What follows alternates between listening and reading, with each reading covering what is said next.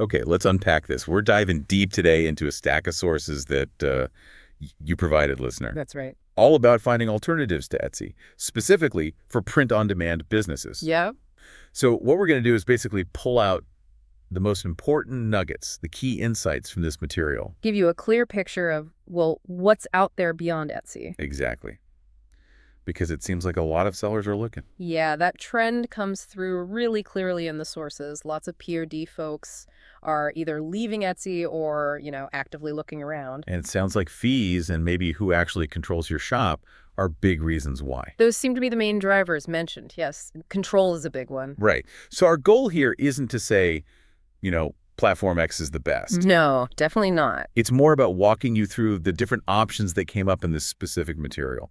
Breaking down the good, the maybe not so good, the trade-offs for each one based just on what these sources say. So you can understand the key differences and figure out, okay, which of these might actually fit what you need for your business. Okay, so where do these sources suggest starting? They kick things off with an alternative they say very few people consider. Oh, which one is that? eBay. eBay. Really? That feels unexpected for print on demand? Yeah. Why do they say people overlook it? Well, the thinking seems to be it's just for auctions or like secondhand stuff, not custom-made things. Okay, yeah, I can see that perception. But the sources argue we shouldn't overlook it. They found, and I quote, lots of thriving print-on-demand stores already there. Thriving, like with real numbers. Oh, yeah. They give some pretty compelling examples. One store doing POD mugs, over 40,000 sales. Oh. Another doing customizable items, hitting over 170,000 sales. Okay. And get this one, primarily selling POD t-shirts with over 400,000 sales on eBay. 400,000. Okay, that definitely makes the case. And getting set up, is it complicated compared to Etsy? Apparently not too bad. The sources mention that the POD apps you'd likely use with Etsy. Many of them integrate directly with eBay, too. So technically it's feasible. What's the big draw then, according to the sources? Cost. Potentially, it can be a lot cheaper than Etsy. Cheaper how? The big one is listing fees. Etsy, it's 20 cents per item every time you list or renew. Right, that adds up fast. But eBay, they offer 250 free listings every single month. 250 free. Yep. For sellers with a decent-sized inventory, that's... Well, it's a fundamental shift in upfront costs. It's huge. Okay, that is a significant saving. But there has to be a catch, right? Yeah. What's the downside they mentioned? Standing out. That's the trade-off. Because eBay has everything. Exactly. You can list almost anything there. So the sources say it can be difficult to stand out. Your cool t-shirt design might be listed next to, I don't know, car parts. Yeah, compared to Etsy, which is, well, supposed to be handmade or designed items. Yeah. Less noise, maybe, even if the fees are higher. That's the idea. Etsy's curation means less direct competition from completely unrelated stuff. eBay's vastness is both a pro and a con. Makes sense. It requires a different strategy to get seen. And this is really interesting. The sources highlight eBay's advertising system. Yeah, okay. Specifically, their promoted listings program. They actually describe it as feeling like a secret because apparently not many Etsy sellers know about it. A secret weapon. Ah. How does it work differently from, say, Etsy ads? It's a completely different model, according to these sources, and it really shifts the risk. How so? With Etsy ads, you pay every single time someone clicks your ad. Doesn't matter if they buy or not. Click, you pay. Right, pay-per-click. Yeah. Can get expensive fast if those clicks don't convert. Exactly. But with eBay promoted listings, it's free for people to click. Free clicks. Free clicks. You only get charged an advertising fee if someone actually buys your item after clicking that promoted listing. Wait, really? You only pay if you make a sale from the ad. That's what the sources say. No sale, no ad fee for that click. That changes everything for ad budgeting risk. It really does. And you control the fee, too. You choose the percentage you're willing to pay if a sale happens, starting as little as 2% of your sale price. And you can adjust that percentage. Yeah, you said it. The sources suggest using a break-even calculator to figure out your maximum percentage. So the takeaway on eBay ads is much lower financial risk to drive traffic compared to the pay-per-click world. That seems to be the core message, yeah. A really interesting alternative mechanic. Okay, so eBay, potential cost savings, different ad model, but maybe harder to stand out. Interesting. What about building your own thing? The sources must have covered Shopify. Oh, definitely. Shopify comes up next. And the writer in the source material is pretty upfront about liking Shopify. Okay. They mention having used it for private sales even before or alongside Etsy. Gotcha. So based on that experience and the sources, what's the #1 reason they push for having your own Shopify store? Control. Yeah. Ownership. That's the word that keeps coming up. Right. Unlike Etsy or eBay, where the platform owns it and they are in control and, they can choose to close your store. Yeah, you hear stories about that. Suddenly shut down. Exactly. With your own Shopify store, the sources emphasize you own it and so you are in control of it. That independence is huge for a lot of people. Makes sense. And they also mention profit, right? Making more per sale. Yeah, potentially a lot more money per sale. How does that work out? Well, think about the fees. On Etsy or eBay, you pay the standard card processing fee, plus their own platform success fees on top of that. Right. They're cut for making the sale happen on their site. Exactly.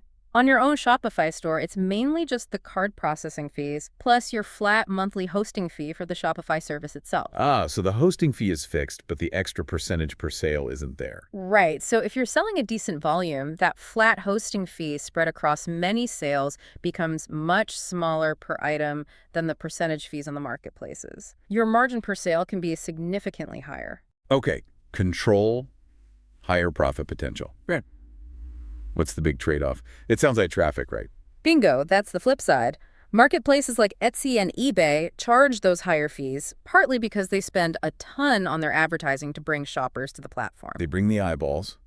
Hundreds of millions of visits, the sources said. Something like that. Massive built-in traffic. If you build your own Shopify store, well, you're the one who has to bring the visitors. So the marketing responsibility falls squarely on you. You need to be willing to market the website yourself. That's the key challenge highlighted. Did the sources offer advice on how to do that? Yeah. Any specific strategies that work for independent stores? They did, yeah. They talked about both free and paid approaches. Okay, like what for free? Search engines. So Google traffic through SEO. Yeah. Optimizing your site, your product listing so people find you when they search. Standard SEO stuff? Makes sense. But they also put a lot of focus on free social media traffic. Oh, interesting. Creating fun viral videos, specifically mentioning TikTok and Instagram Reels as places to, make engaging content that points back to your store link. Like showing off the products. Yeah, or the process, or something funny related to the niche. They gave a really specific example. Someone made a video about their stickers. Stickers. Yeah, stickers. And that video apparently got over 4 million views on TikTok. 4 million from a sticker video. Crazy, right? But it drove a ton of traffic to their Shopify store through the link in their bio. It shows that kind of organic reach is possible. That's actually incredible. Proof it can work. Mm-hmm. And paid options. The sources suggest basically reinvesting the money you're saving from not paying those marketplace fees. Using the savings for your own ads. Exactly. Yeah. Funneling it into Facebook ads or TikTok ads, targeting your ideal customers directly. Okay, so Shopify. Total control, better margins, but you got to hustle for your own traffic using SEO, social, or paid ads. Got it. What else did the sources cover? There's something called a Printify pop-up shop. Yes, that came up as a sort of different angle. It's presented as a 100% free way to make and sell print-on-demand products in your own store. 100% free. How? Well, free in terms of no monthly hosting fees, like Shopify. The sources say it works perfectly with social media traffic, suggesting it's maybe designed for people already driving views on TikTok or Instagram and just needing a simple place to send them. Okay, so how do you set one up? Is it easy? Sounds super simple. Based on the description, you do it right inside your Printify account, the print provider. Right. You just add a new store connection, choose pop-up, give it a name, pick a basic theme, add your Printify products, and boom, you have a simple yet clean store hosted by Printify. Hosted by Printify. Yeah, Okay. What's the main advantage they highlighted? Something about cash flow. Yes. This was presented as a really big deal, especially for people just starting out. What's the issue it solves? It tackles that tricky cash flow problem you often hit on Etsy, eBay, or even a full Shopify store. It's the delay, right? The customer pays you, but that money takes like a day or two, maybe longer, to actually land in your bank account. But your print-on-demand provider, they usually need to be paid up front to actually make and ship the product. Right. So you need money now to fulfill the order, even though the customer's payment hasn't cleared yet. Exactly.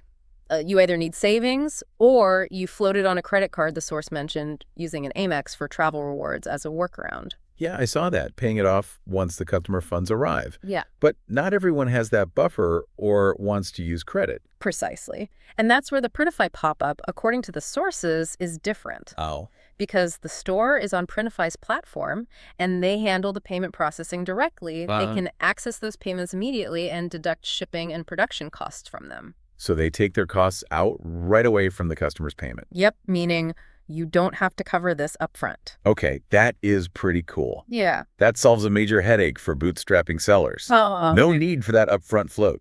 It seems like a huge plus if cash flow is tight. But again, trade-offs. What's the downside of this free pop-up shop? Customization, or lack thereof. The sources say you have very little ability to customize these sorts of stores. Like you can't make it look unique or match your branding. Pretty much. Basic themes, limited options. The source writer even mentioned they didn't think you could add your own custom domain name to it at the time. Ooh, no custom domain. That's a big limitation for building a real brand. Yeah, it really is. So the conclusion drawn in the material is that while the cash flow thing is great, this pop-up shop is not a platform that you will sell with in the long run. More like a quick start, maybe test some ideas or handle that initial cash flow hurdle. Seems like it. A stepping stone, perhaps? Which actually leads nicely into the final alternative the sources discussed. Which aims for that middle ground. Exactly. The Shopify Starter Store. Okay, position between the full power and cost of regular Shopify and the simplicity and limitations of the Printify pop-up. That's the idea. So, cost-wise, how does Starter compare? Very inexpensive to get going, according to the sources. They mentioned something like $1 currently to open for the first month. $1 for the first month, yeah. And then after that, it's only $5 a month in hosting fees. $5 a month. That's way less than the standard Shopify plans. Much less. Very low barrier to entry cost-wise. And customization. Is it better than the Printify pop-up? Yes, definitely more flexible than the pop-up. Still simple and clean, but you can customize them a lot more.